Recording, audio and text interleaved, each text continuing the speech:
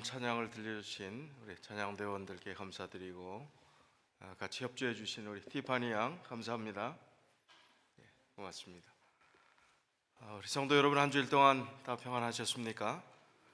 힘들고 어려운 세상에서 또 열심히 이겨내시고 오늘 이 자리까지 믿음 안에서 주님을 찬양하는 귀한 자리에 나오시게 된 것을 하나님께 감사드리고 또 기쁨으로 생각합니다. 오늘의 말씀은 오이코스와 친해지라라는 제목으로 같이 은혜를 나누겠습니다. 자, 오이코스는 뭐라고 그랬습니까? 뜻이 집이라 하는 단어인데 그 실제 건물 개념보다 그 안에 거하는 나, 가족, 또 친척, 그 외에 왕래하는 모든 사람이 될 수 있습니다. 나로부터 시작된 집이라는 그 개념에서부터 시작된 아는 모든 사람을 가리키는 것입니다. 전혀 모르는 사람에게 전도하라는 것이 아니라 내가 안면이라도 있고 말이라도 붙여볼 수 있는 그런 사람까지 확대해서 전하는, 하나님의 복음을 전하는 전도 방법을 이 오이코스 전도법이라 그렇게 이야기를 하고 있습니다. 이제 여러 차례 거의 비슷비슷한 말씀들을 나누었는데 오늘은 오이코스와 친해지라, 여러 다른 사람들 하나님의 복음을 전하기 위해서 친해지라 하는 것이 오늘 말씀의 제목입니다. 왜 친해져야 하는가? 오늘 본문의 말씀은 하나님의 부탁이기 때문에 그렇습니다. 고린도후서 5장 18절 19절 말씀을 제가 봉독하겠습니다. 모든 것이 하나님께로 났나니 저가 그리스도로 말미암아 우리를 자기와 화목하게 하시고 또 우리에게 화목하게 하는 직책을 주셨으니 이는 하나님께서 그리스도 안에 계시사 세상을 자기와 화목하게 하시며 저희의 죄를 저희에게 돌리지 아니하시고 화목하게 하는 말씀을 우리에게 부탁하셨느니라. 18절 마지막 부분에 밑줄 친 그 내용을 보시면 우리에게 화목하게 하는 직책을 주셨다 그렇게 말씀하셨습니다. 그리고 19절 마지막 부분에도 화목하게 하는 말씀을 우리에게 부탁하셨다. 여러분, 자녀가 여러분에게 뭘 좀 당부하고 부탁하면 바로 들어주는 부모가 계시고 또 좀 뜸을 들이는 부모가 계시고 또 잘 안 들어주는 부모가 계실 줄 압니다. 근데 그게 타당한 부탁이라면 어떻게 하겠습니까? 그게 좋은 일이라면 얼마나 빨리 또 적극적으로 후원해 주시겠습니까? 우리가 자녀가 부탁을 하더라도 또 아는 사람이 어떤 부탁을 하더라도 최선을 다해서 돕고 그 부탁을 들어주려고 노력할 것입니다. 그런데 하나님께서 우리에게 부탁하신 것입니다. 화목하게 하는 직분을 허락해 주셨고 또 화목하게 하는 말씀을 우리에게 부탁하셨다는 것입니다. 그래서 예수 그리스도를 통해서 화목제물 되신 예수 그리스도께서 죄로 인해서 막힌 인간과 하나님 사이에 막힌 그 담을 헐어내셨기 때문에 예수 그리스도를 소개함으로 정말 죄로 인해서 이제 불화할 수밖에 없고 분리될 수밖에 없던 존재였던 우리들을 하나님과 가까이 가게 할 수 있는 그런 역할을 우리에게 부탁하셨다는 것입니다. 예수님께서 하신 일입니다. 예수님이 몸소 십자가에서 경험하신 그 일을 우리에게 전하라는 것입니다. 말씀을 전하고 그런 직책을 가지고 그렇게 책임감을 가지고 일하는 것입니다. 직책이라고 하는 표현하는 그 말씀은요, 우리가 책임감을 가지고 그 일들을 하라 하는 것입니다. 자, 인간관계가 참 어렵습니다. 쉽지 않습니다. 아무리 가깝고 친하다 생각하더라도 아주 사소한 일, 작은 일 하나 가지고도 그 관계가 깨지기가 쉽상입니다. 얼마나 참 복잡 다단한 인간관계를 가지고 우리가 생활하고 있습니까? 지금 살아가는 삶이 그렇지 않습니까? 자, 이 수많은 인간관계를 어떻게 풀어나가는 게 좋을까?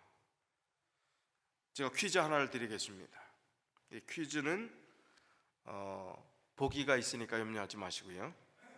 자, 아메리카의 한 인디안 부족 가운데 어떤 그 부족원이 어떤 사람이 죄를 지었습니다. 근데 그 죄 지은 그 사람을 이제 어떻게 판단하는 그 법정이나 마찬가지죠. 인디안 부족의 법정에서 어떤 일들을 하는가 하면 그 사람을 가운데 앉혀놓고, 죄인을 가운데 앉혀놓고 모든 사람이 모여 앉아서 그 사람과 연관된 경험들을 말하면서 그 사람을 괄호 뭐뭐 한다. 또 그 다음에 모든 사람이 더 이상 뭐뭐 할 것이 없을 때까지 며칠이라도 시간을 보내고 마지막에 부족한 이 부족 전체가 잔치를 해서 모임을 마친다고 합니다. 괄호에 들어갈 말은 무엇일까요? 보기 좀 주십시오. 1번. 보기는 안 쓰셨습니까? 자, 1번은 조언한다. 2번 꾸중한다. 3번 칭찬한다. 4번 권면한다. 괄호에 들어갈 게 뭘까요? 어떻게 그렇게 잘하시죠? 괄호에 들어갈 말은 말도 안 되는 얘기 아닙니까? 죄인인데 꾸중하고 뭐 권면을 하고 조언을 하지는 못할 망정 뭐를 해요? 칭찬한다는 것입니다. 칭찬을 한다는 것은 그 사람에게도 죄인이지만 장점이 있다는 것입니까? 장점이 있다는 거예요. 자, 실수하겠습니다. 지금 옆에 계신 분, 앞뒤로 혹시 계신 분, 지금 잘 아는 분도 있고 부부일 수도 있고 뭐 그렇습니다. 자, 옆에 분 보시고 지금 즉석에서 그분을 보시고 칭찬할 것을 찾아서 칭찬하십시오. 20초 동안. 아무리 봐도 칭찬할 게 없어요? 칭찬할 게 없을 수가 없습니다. 칭찬할 거 찾으세요. 없는 분 와서 다가가서라도 칭찬할 거 찾으십시오. 요즘 부부는 그렇다지요. 예? 아이고 내가 같이 살아주는 것만 해도 다행인 줄 알라고 뭐 이런 표현을 한다든지, 맨날 보면 이놈은 왼수야 소리는 입에 달고 살고 이놈은 화상아 뭐 이런 얘기를 하고 산다고 그래. 교회 밖의 이야기일지 모르겠어요. 인간관계가 얼마나 힘든지요. 요즘은 이런 얘기가 있답니다. 뭐 교회 밖의 얘기라고 생각하고 들으시면 좋겠습니다. 이 결혼 안 한 독신으로 사는 남자와 결혼한 남자와 평균 수명이 어디가 높겠습니까? 결혼한 사람이 5년 내지 7년도 오래 산다고 합니다. 그런데 문제는 결혼한 남자는 빨리 죽고 싶다는 것입니다. 왜요? 달달 볶여서 차라리 빨리 죽는 게 낫다는 거예요. 평균 수명이 높으면 뭐해? 빨리 죽고 싶은데. 오늘날 세대에 가족 관계, 가장 가까워야 될 부부 관계도 그렇게 어렵다는 이야기는 인간 관계가 어렵다는 것을 이야기하는 것입니다. 이런 어려운 인간 관계 가운데서 우리가 화목의 직분을 가지고 화목해야 하는 말씀을 부탁받은 우리가 어떻게 해야 될 것인가 하는 것은 크나큰 도전일 수밖에 없습니다. 이 교회에 들어온 사람들을 이렇게 분석을 해보면 기독교의 대부분 그렇습니다. 저희 교회도 예외는 아닙니다. 이 교회를 어떤 경위를 통해서 나오게 됐는가를 물어봤을 때 첫 번째, 친척이나 친구, 인간 관계를 통해서 들어온 사람이 몇 프로예요? 86%입니다. 그 다음에 교회 복음 전도 프로그램을 통해서 들어온 분은 6%, 목회자 때문에 6%, 광고나 전단지, 전도지 그런 것을 보고 들어온 사람은 2%에 지나지 않습니다. 아주 압도적으로 많은 것이 뭐예요? 인간 관계를 통해서 들어온 것입니다. 자, 그러면 이 교회를 떠난 사람의 비율을 통해서 보면 교리가 문제가 있어서 뭐 여러 가지 다른 이유들 다 목회자 때문에 뭐 다른 거 다 한다고 치고 뭐 때문에 떠났을까요? 그러면 압도적인 이유는 뭘까요? 인간관계 때문입니다. 인간관계가 그렇게 중요하고 또 그렇게 파급 효과가 크게 되는 것입니다. 부정적인 측면에서도 그렇습니다.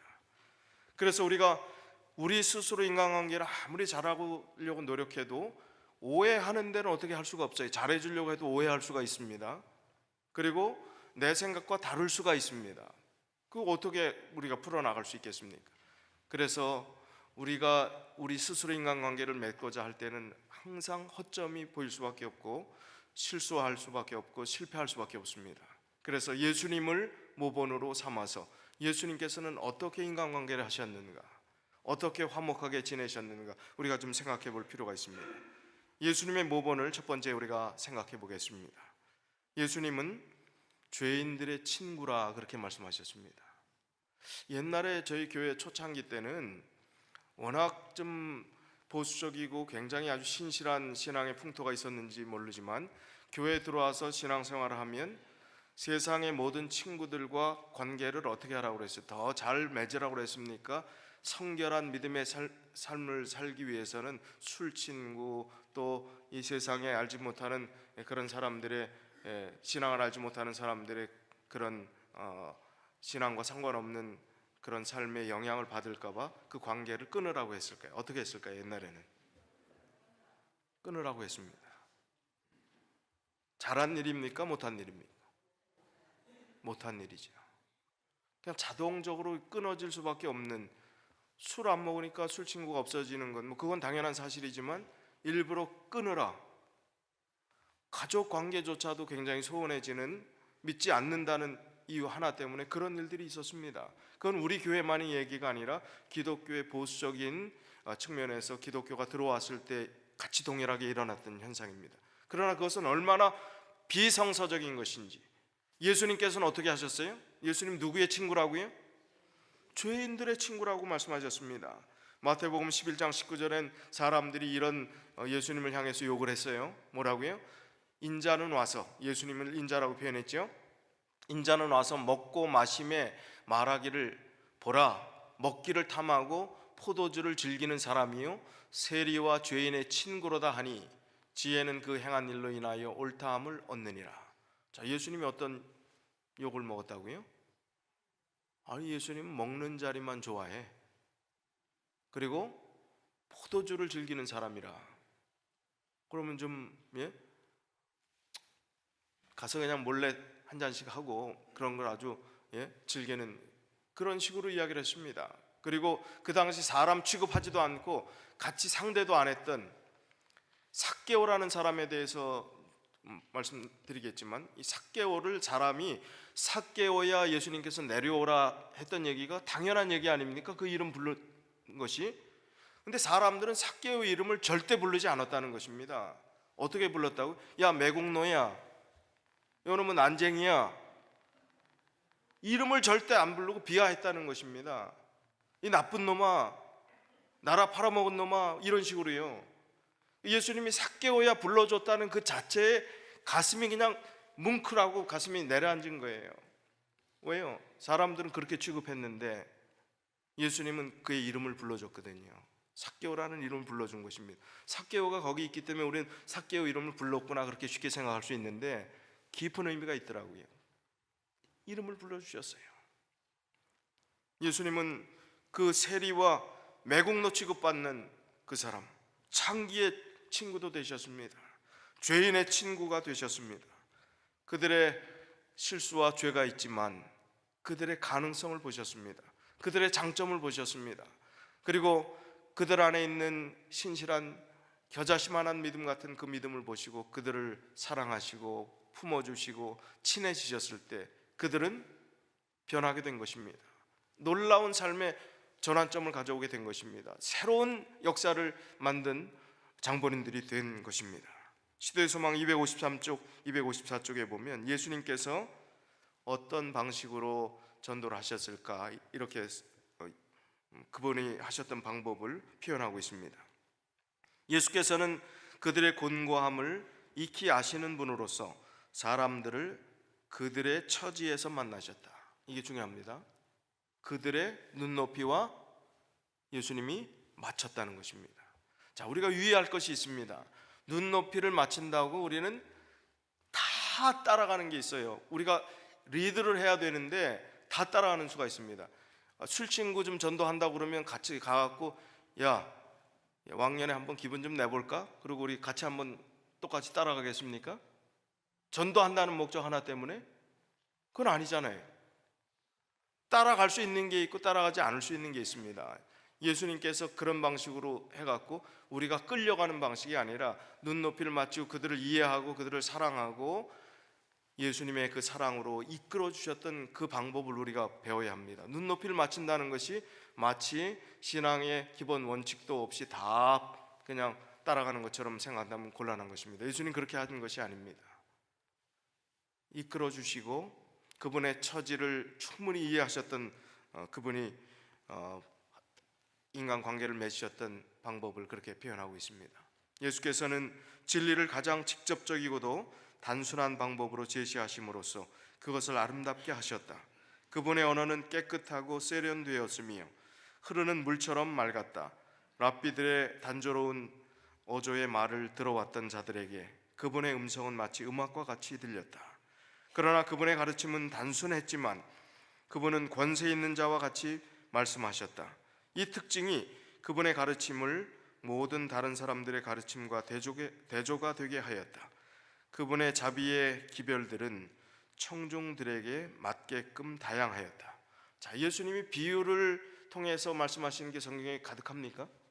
비유가 아니면 말씀하지 않았다고 하실 정도로 예수님께서는 수많은 비유를 통해서 눈높이를 맞춰주신 것입니다. 농부에게 바다 얘기를 하면, 어부의 이야기를 하면 알 수가 없습니다. 농부에게는 씨 뿌리는 얘기를 해야 되지요.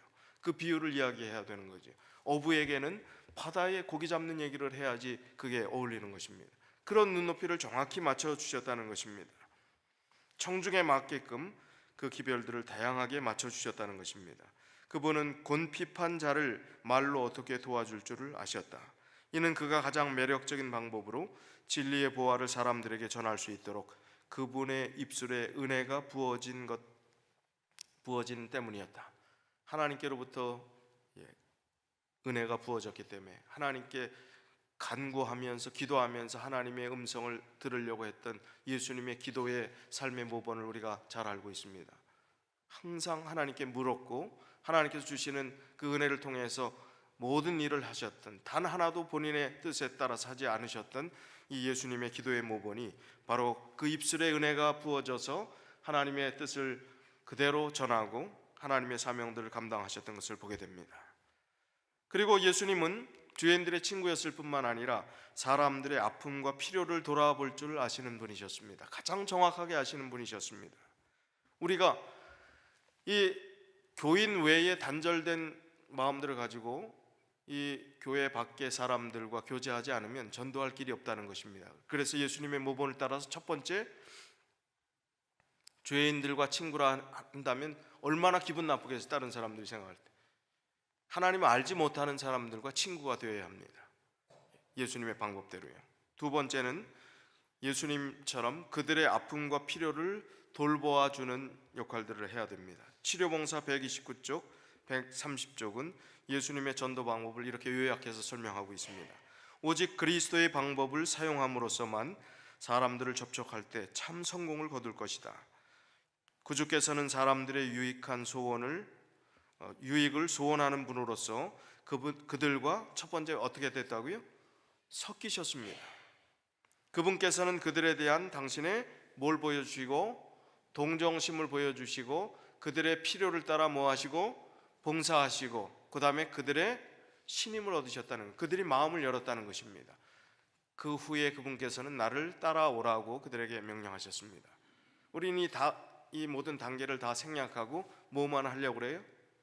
교회 나오라고, 붙인 게 한 번 붙여주지도 않고 교회 나오라고 그럽니다. 그냥. 그래서 나온 분도 있다면 정말 대단한 거죠.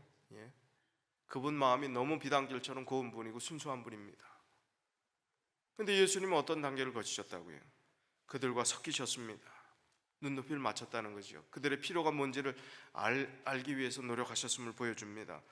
참된 가식이 아닌 동정심을 보여줬어요. 우리는 말로만 하는 동정심이 얼마나 많습니까? 그러나 그는 진정한 동정심을 보여줬습니다. 필요를 따라 봉사하시고 신임을 얻으신 다음에 따라오라고 했을 때 많은 사람이 아무런 거부감 없이 감사함으로 따라왔습니다.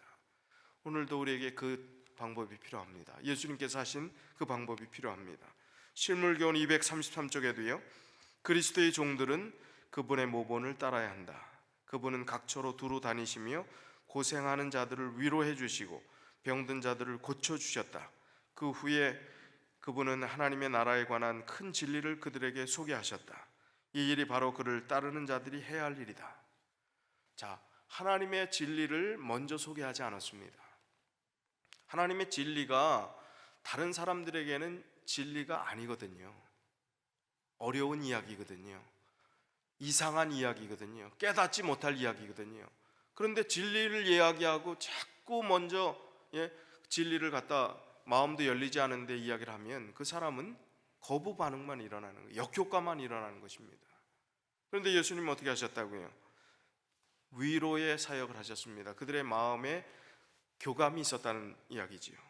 그리고 병든 자를 고쳐주셨습니다. 그 다음에 예수님께서 진리를 소개하셨을 때 얼마나 쏙쏙 다 빨려 들어갔을까요? 그 진리의 말씀이 얼마나 감사함으로 받아들였을까요? 우리는 그 단계를 생략한 채 자꾸 성경 공부 먼저 하려고 그러고 자꾸 진리에 대해서 이야기하려고 한다면 그분이 마음이 준비가 되어 있지 않는데 그걸 받아들이는 것보다는 거부 반응 가지고 그 다음에는 다시는 그 관계를 안 하려고 하는 그런 현상을 보게 됩니다. 그래서 우리가 주의해야 될 것은 정말 충분히 마음이 열릴 때까지 기도하면서 그 영혼을 진정으로 돕고 사랑하는 마음들을 가진 이후에 그래도 한 번 더 내가 그분을 사랑하는 마음을 가졌는가 점검한 다음에 조심스럽게 주님의 말씀을 기도하면서 전할 때 그 영혼은 하나님께서 변화시키게 되어 있는 것입니다. 우리가 변화시키려고 노력해서 되는 게 아닙니다.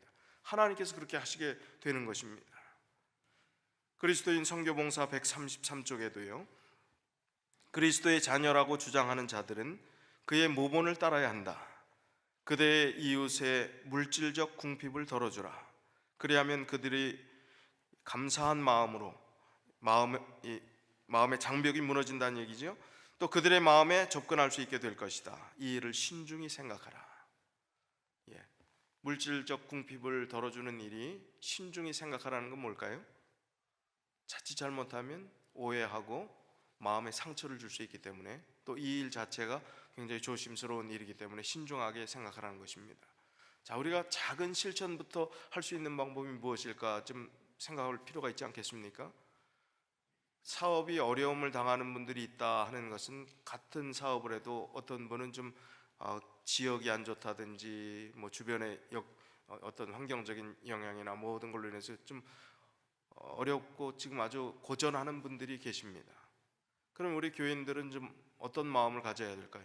아이고 참 장사 안 돼서 고생 많구만, 그 말로 끝나는 것이 아니라 어떻게 하면 좀 도와줄 수 있을까?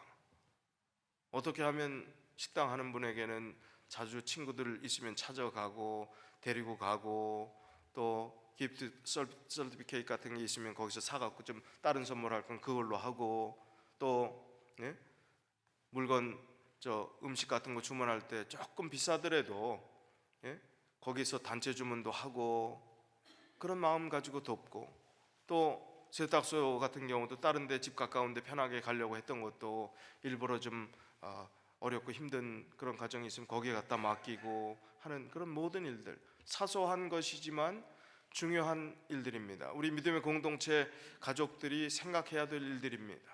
그런 마음들이 모아져서 위로가 될 때 우리 교회인뿐만 아니에요, 다른 사람들도 그런 마음으로 사랑하고 접근하고 도와주게 될 때 그들의 마음이 어떨까요? 열릴 수밖에 없습니다.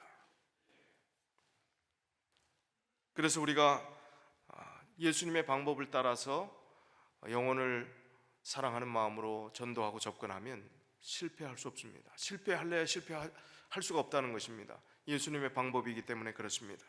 예수님께서 사람의 필요를 채우신 여러 가지 신뢰들이 많은데 그 중에 몇 가지를 살펴보면 나인성 과부의 아들을 살리셨습니다.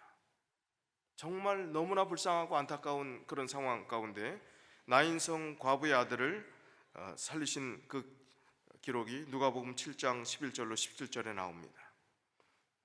이 내용을 다 읽어드리진 않겠습니다.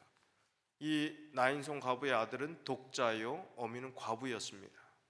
독자인 그 아들만 믿고 살았던 이 과부, 그 심정을 생각해 보면 얼마나 기가 막히겠습니까?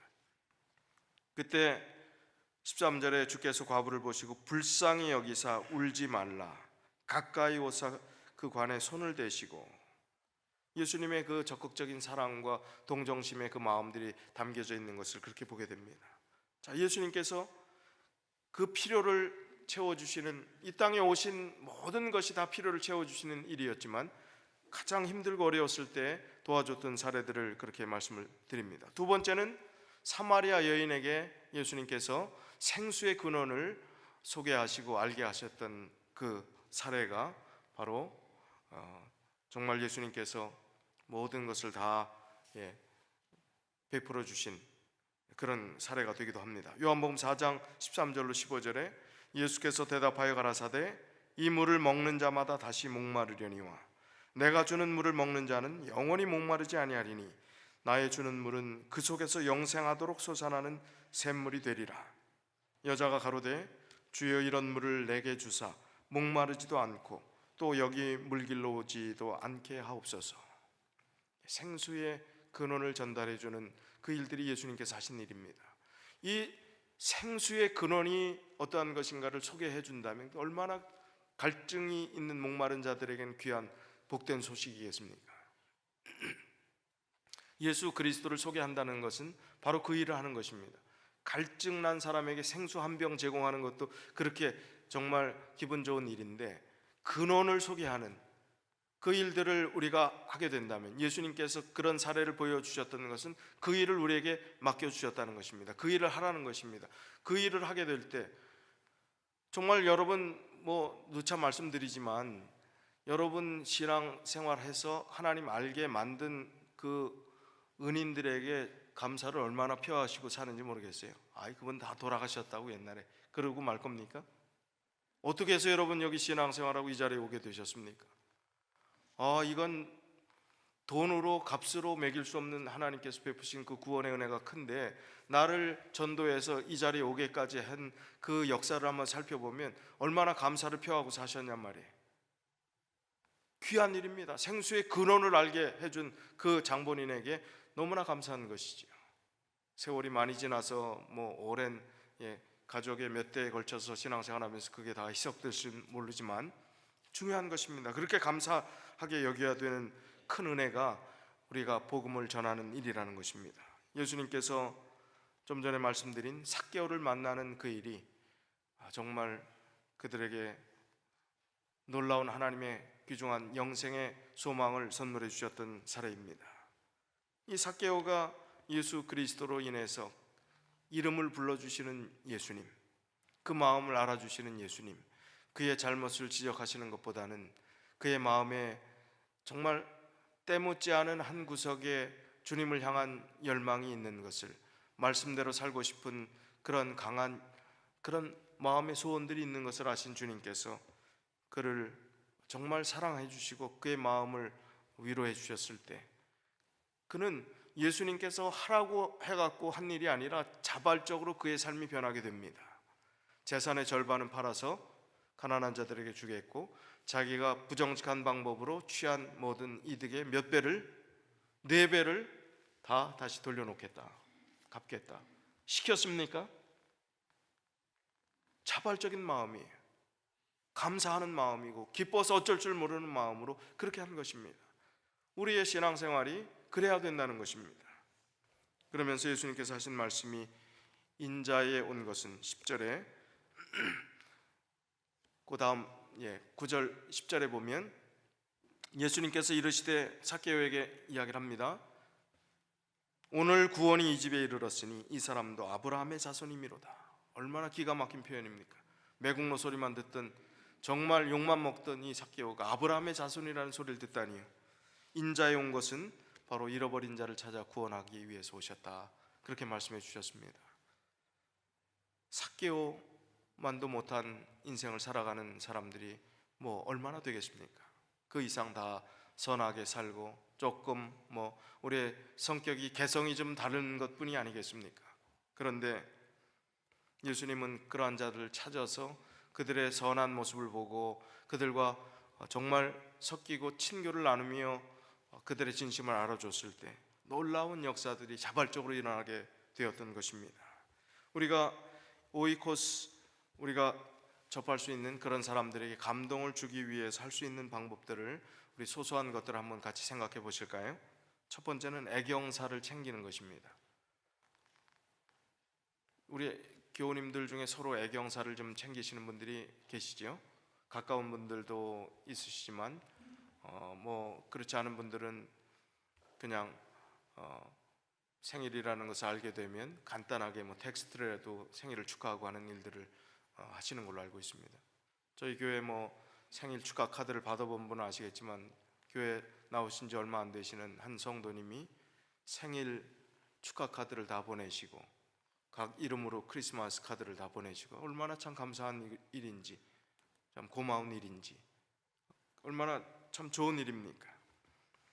애경사를 챙겨주는 것은 관심의 사랑의 표현입니다. 사랑이 없다면, 관심이 없다면 그 일들을 할 수 없기 때문에 사랑과 관심의 증거물이 바로 그러한 것을 챙겨주는 것이 될 수 있다는 것입니다. 우리 인간 관계를 소극적인 관계에서 좀 적극적인 관계로 확대해야 전도의 대상자들도 생기게 됩니다. 그래서 인간 관계를 확대하기 위한 몇 가지 제안들을 드립니다. 자, 우리 교회 내에서도 그렇고 교회 밖에서도 그렇습니다. 자, 교회에서 한 번도 대화해 보지 않은 분들도 있지요. 늘 그렇게 친한 그룹이나 그분들하고 이렇게 같이 식사하고 좀 거리가 떨어져 있고 앉는 자리도 거의 비슷하시더라고요. 예? 내 자리니까 비키라는 얘기는 안 하시면 좋겠어요. 교회에서. 예? 거의 똑같은 데 앉아 계시잖아요. 그런데 교회에서 좀 거리가 머니까 자리가 늘 가까운 데 앉아 계시니까 좀 멀리 가서 한번 인사도 해보면 어떨까요? 모르는 사람에게 라는 말이 자체 어폐가 있는 것입니다. 교회 안에서 모르는 사람이 10,000명이 됩니까? 우리 교인이? 이 정도 인원에서 모르는 사람이 있다는 것은 말도 안 되는 얘기입니다. 그러나 이름도 모르고 성도 몰라요, 고향도 몰라요, 아무것도 몰라요 이러면 이건 곤란한 거죠. 이 정도 인원일 경우에는 그 정도는 알아야지, 인사는 해야지. 두 번째, 인사하지 않아도 별 상관없다고 생각했던 사람. 그냥 인사 안 하고 지나가도 별 그렇게 살아왔기 때문에. 그러나 일부러 인사하라는 겁니다. 왜 자꾸 인사 얘기가 나오는지. 제 얘기가 아니에요. 교재에 있는 얘기입니다. 그러니까 혹시 어떤 분은 나 들으라고 하는 소린가 그런 얘기 하지 마십시오. 여기 다 있는 얘기예요. 계속. 그 다음에 상대방의 이야기를 끝까지 경청하라는 것입니다. 어떤 분이 얘기하는데 그 반대 얘기를 하려고 그러는데 맞아 뭘 맞아요? 거꾸로 다른 얘기 하려고 그러는데 먼저 말을 그냥 탁탁탁탁 끊으니까 이거는 대화가 안 되는 겁니다. 끝까지 경청하는 것, 인간 관계 확대를 위한 제안들입니다. 그 다음에 이름을 기억하고 불러주는 것 참 중요합니다. 명찰을 다 다룰까요? 저희가 한번 그런 적이 있었죠. 명찰도 우리가 다뤄봤죠. 일보다는 관계를 우선시하는 것, 사무적인 개념이 아니라 정말 그 관계를 중요하게 여겨서 그 관계의 우선순위를 둔다 하는 것은 마음으로 느껴지는 것입니다. 그런 마음을 갖는 것이 이 관계를 확대하는 데 중요한 제안이라는 것이지요. 그 다음에 지속적인 만남을 통해서 신뢰감을 구축하는 것입니다. 지속적인 만남을 통해서. 우리 종한 스님 여기 오셨는데 이게 가당키나 한 법입니까? 스님이 교회로 오시다니요. 그렇게 사람들은 그렇게 생각할 겁니다. 근데 얼마나 열린 마음을 가지셨으면 이 자리에 오실 수 있어요. 다른 교회 가면 스님이 오셨다고 막 눈치 주고 그런 모양입니다. 가시기가 싫다고 그런 말씀을 하시더라고요. 저희 교회는 다 따뜻하게 환영해 주시니 좋다는 말씀을 하시더라고요. 얼마나 감사한지. 우리 스님 같이 식사 대접하시겠다고 그래서 주중에 같이 가서 저도 얻어먹었어요. 어떤 분이 대접하시겠다고 그러세요. 얼마나 참 좋은 일입니까? 지속적인 만남을 통해서 우리의 마음에 친구가 되고 신뢰감을 구축하는 그 일들은 모든 종교와 차원을 뛰어넘는 것이 되어야 합니다. 그 다음에 온 마음으로 대화하기, 진심이 섞인 대화를 하라는 것입니다. 8번째, 한 사람 한 사람에게 최선을 다하기. 9번째, 약점이 아닌 장점을 이야기하며 교제하기. 10번째, 모든 사람을 특별하게 대우하기. 11번째, 전도 대상자와 같이 여행 떠나기. 12번째, 애경사나 연말연시 같은 특별한 날에 작은 선물이나 카드를 보내기. 자, 쉬운 것 같으면서도 어려운 것이 이런 부분입니다. 그러나 또 어려운 것 같으면서도 쉬운 것이 이런 제안일 수도 있습니다. 우리가 잘 생각하면서 내 삶에 실천할 수 있는 것, 내가 잘하는 것은 무엇일까? 또 어느 것부터 먼저 실천해 봐야 될 것인가? 한번 적용해 보면 좋을 것 같습니다. 이제 우리가 지금 마음으로 한번 점수를 매겨 보십시오. 제가 몇 가지 나의 관계 맺기 진단을 좀 해보겠어요. 지금 제가 드리는 이 문항 중에 내가 정말 나는 그렇게 생각한다라고 긍정적으로 생각한다면 그 점수가 그 항목이 많은 것일수록 내가 인간관계가 좋다는 것입니다. 그런데 여기 해당 사항이 별로 없다면 내가 인간관계에 있어서 더 많이 노력해야 된다는 것을 보여주는 그런 지표가 될 수 있습니다. 자, 첫 번째, 나는 모든 만남에는 하나님의 섭리가 있고 만남 자체가 하나님의 축복이라고 믿는다. 마음속으로 그렇게 생각하시는지 여러분 스스로 한번 답을 매겨보세요. 두 번째, 나는 사람들과 좋은 관계를 맺기 위해 기도하며 의식적으로 노력을 한다. 그런가? 아닌가? 중간인가? 한번 생각해 보세요. 세 번째, 나는 일상생활에서 일보다는 관계를 중요시한다. 네 번째, 나는 사람들과 교제할 때 상대방의 가치를 높여주고 인정해주고 격려해주려고 노력한다. 다섯 번째, 나는 낯선 사람과 마주칠 때 내가 먼저 인사하고 말을 건네는 편이다. 여섯 번째, 나는 사람들과 대화할 때 주의 깊게 경청하는 편이다. 일곱 번째, 나는 주변 사람의 애경사를 기억하고 챙겨주려고 노력하는 편이다. 여덟 번째, 나는 사람의 외모보다는 중심을 보는 편이다. 아홉 번째, 나는 대화 중에 나 자신에 대해 솔직히 드러내어 보여주는 편이다. 열 번째, 나는 사람들을 만날 때 기대감도 있고 즐겁다. 열한 번째, 나는 소수의 사람과 깊이 사귀면서도 다양한 많은 사람과도 교제하려고 노력하는 편이다. 12번째, 나는 각종 모임과 봉사단체에 참석하여 새로운 인간관계망을 확장하고 있다. 13번째, 나는 애경사나 연말연시 같은 특별한 날에 작은 선물이나 카드를 보낸다. 자, 여기서 13가지 항목 중에 긍정적으로 내가 그런 편이다 하는 항목이 많으면 인간관계가 좋은 거예요. 그런데 그렇지 않으면 이건 아닌데, 이건 아닌데, 이것도 아닌데, 그러면 더 노력해야 되는 것입니다. 어떤 분들은 그래요. 아이고, 이 인간관계 많이 해봤자 돌아오는 것은 뭐밖에 없어요? 배신밖에 없다. 내 마음 다치지 않으려면 인간관계도 어떻게 좁히고 나 혼자 홀로 독야 청청하리라. 예? 그렇게 생각하고 혼자 믿음 생활 잘하면 되는 것이지라고 그냥 다 포기해버리는 분이 있습니다. 그런데 본문의 말씀이 이건 하나님께서 부탁하신 거라고 그랬잖아요. 직책이라고 그랬잖아요. 피할 수 없는 것이라 하는 것입니다. 하나님께서 당부하신 것이기 때문에 나 혼자 이 세상 살아가면서 혼자일 수는 없습니다. 혼자 독야청청할 수가 없습니다. 더불어 살아가야 되고 만날 수밖에 없고 관계를 맺을 수밖에 없어요. 그런데 하나님께서 나에게 주신 부탁이고 당부라면 그 관계를 어떻게 해야 될 것인가? 정말 예수님의 방법대로 정말 확대된 관계를 통해서 하나님께서 주신 은혜를 우리가 같이 나누고 살아야 된다는 것입니다.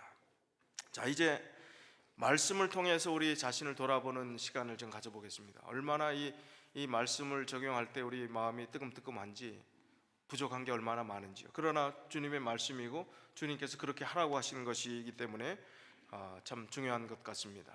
예레미야서에 있는 말씀을 보면, 예레미야서 17장 9절에 있는 말씀을 보면, 만물보다 거짓되고 심히 부패한 것이 뭐라고요? 우리 마음이라고. 우리 마음이 좋지 않다는 것입니다. 부패했다는 것입니다. 간사스러운 것이라는 것입니다. 우리 마음이. 그런 우리의 연약한 사람이 예수 그리스도를 통해서 정말 좋은 관계를 맺으려고 하는 것이 이게 얼마나 어려운 일인가. 우리 스스로는 불가능하다는 것이죠. 주님께서 도와주시는 힘과 능력을 힘입어서 그런 관계를 맺어가도록 노력해야 된다는 것입니다. 자, 지금 이제 마지막 성경절 쭉 있는데 빨리 좀 하도록 하겠습니다. 시간이 얼마 없기 때문에요. 자, 여기 이 내용 중에서 제가 질문 드리는 내용이 거의 언제나 해당된다, 예외 없이 해당된다, 대개는 그렇다, 때때로 그렇다, 드물게 그렇다, 결코 그렇지 않다라고 생각하시면서 한번 들어주시면 좋겠습니다. 나는 나에게 상처 준 사람을 멀리하는 대신 그 사람을 향해 마음을 움직여 다가가도록 힘쓴다. 마음을 움직여 다가간다는 것은 친절한 행동으로 다가가는 것, 전화를 걸어 대화를 나누는 것, 메시지나 텍스트로 대화를 나누는 것들을 의미한다. 내가 정말 그런가? 아닌가? 생각해 보세요. 로마서 12장 8절 말씀을 여러분 눈여겨보시고요.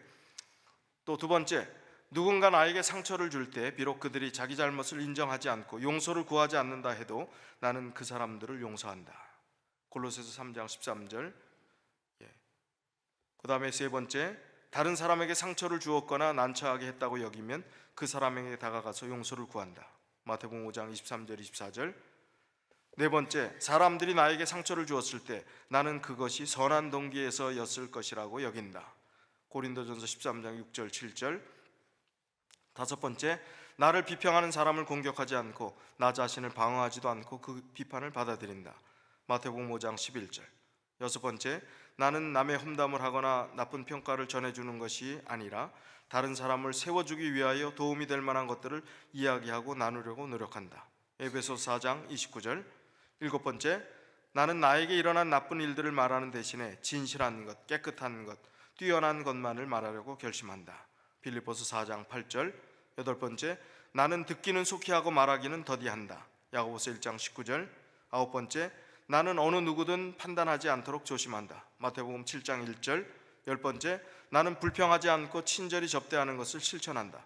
베드로전서 4장 9절. 11번째, 나는 나 자신보다 다른 사람을 더 배려한다. 다른 사람의 차를 내 앞으로 가도록 기꺼이 양보하고 다른 사람을 섬기기 위해 나의 계획을 기쁘게 포기한다.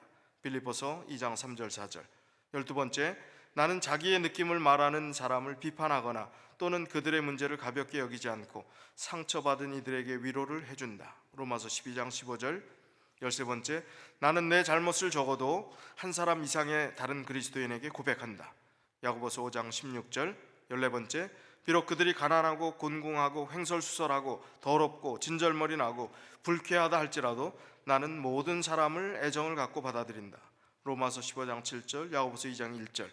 마지막 15번째요, 나는 다른 사람의 실수를 지적하기보다는 그들을 격려한다.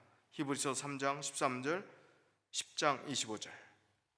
자, 이게 얼마나 참 가슴이 뜨끔뜨끔한 얘기입니까? 얼마나 우리가 실천하는 부분이 부족합니까?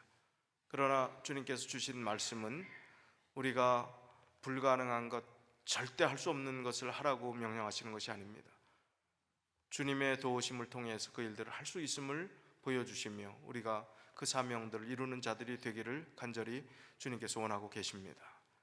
그 화목의 직책과 말씀의 화목의 말씀을 부탁하셨던 주님의 귀중한 정신을 우리가 다시 한번 배우고 실천하여 영혼을 구원하는 놀라운 역사까지 일어나게 되시길 간절히 바라면서 오늘 말씀을 줄이겠습니다.